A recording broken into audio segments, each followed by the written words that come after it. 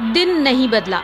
बुधवार को अमीन सयानी की आवाज़ बिना का गीतमाला की कभी जान हुआ करती थी और इत्तेफाक से बुधवार को ही उनके निधन की खबर वायरल हो गई।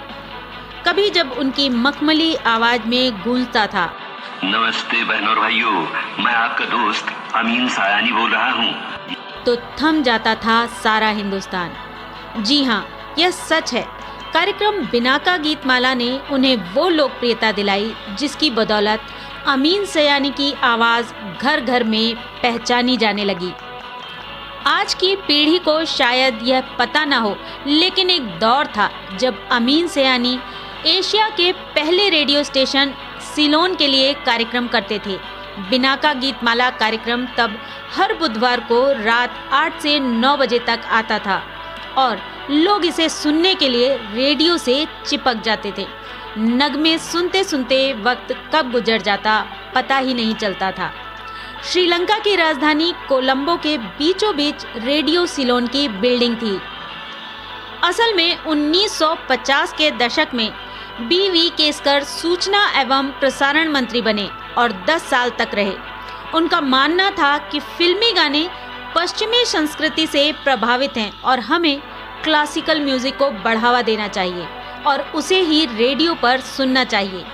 यही वजह थी कि उन्होंने आकाशवाणी से फिल्मी गानों पर प्रतिबंध लगा दिया।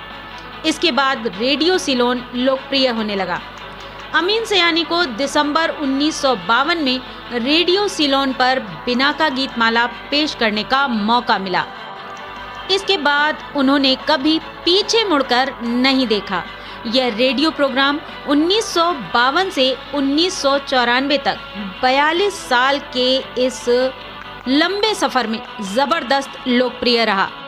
21 दिसंबर 1932 को मुंबई में जन्मे अमीन मल्टीलिंगुअल फैमिली से ताल्लुक़ रखते थे। सयानी ने रेडियो प्रेजेंटर के तौर पर अपने कैरियर की शुरुआत ऑल इंडिया रेडियो मुंबई से की थी। उनके भाई हामिद सयानी ने उन्हें यहाँ इंट्रोड्यूस कराया था। करीब 10 साल तक वे इंग्लिश प्रोग्राम्स का हिस्सा रहे।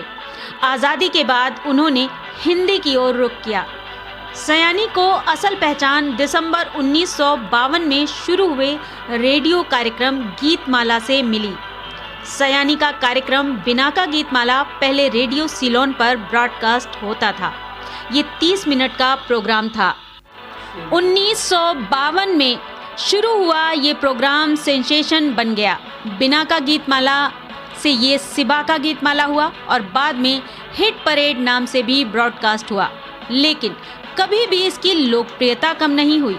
इसके बाद Geetmala show all India radio और विविध भारती पर भी ब्रॉडकास्ट हुआ। एक वॉइस ओवर आर्टिस्ट के तौर पर भी अमीन सयानी ने रिकॉर्ड बनाया। उन्होंने 54,000 से ज़्यादा रेडियो प्रोग्राम होस्ट किए और उनमें अपनी आवाज़ दी। Limca book of world records में उनके नाम सबसे ज़्यादा 19,000 जिंगल्स और वॉइस ओवर का रिकॉर्ड है। एक इंटरव्यू में उन्होंने कभी कहा था, मैं चाहता था हर सुनने वाला सोचे मैं उसी से बात कर रहा हूँ। शायद इसी वजह से मुझे यह लोकप्रियता मिली। वह कई फिल्मों में भी रेडियो अनाउंसर के तौर पर नजर आए। इनमें भूत बंगला, 3 देवियां, बॉक्सर और कत्ल आदि फिल्में शामिल हैं। आपको यह भी बताते चलें कि उन्हें बचपन से ही लिखने का शौक था।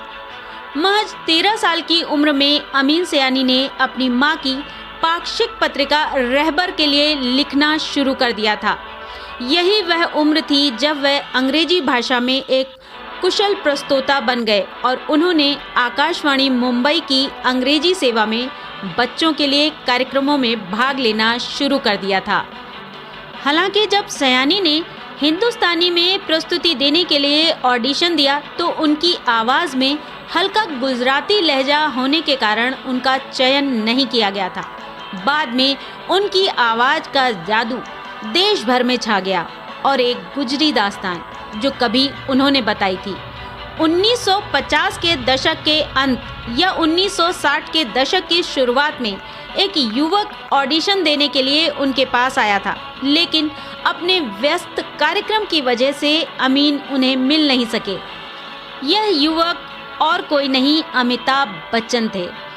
ऑडिशन में असफल होने के बाद अमिताभ ने फिल्मों की तरफ रुख किया और फिर इतिहास बन गया। इस इत्तेफाक पर अमीन सयानी ने कहा था कि अच्छा हुआ उस वक्त मैं अमिताभ से नहीं मिला, अगर मिल लेता तो दुनिया को महानायक नहीं मिल पाता।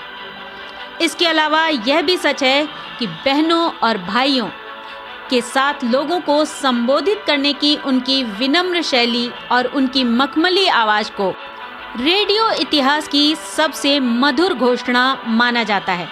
अपनी विशिष्ट आवाज़ की बदौलत अपने दौर में उनकी पहचान अविस्मरणीय रही। आकाशवाणी को भी लोकप्रिय बनाने में उनकी भूमिका बहुत महत्वपूर्ण रही है। इसी के साथ एक भारत परिवार की ओर से अलविदा लीजेंड अमीन सयानी।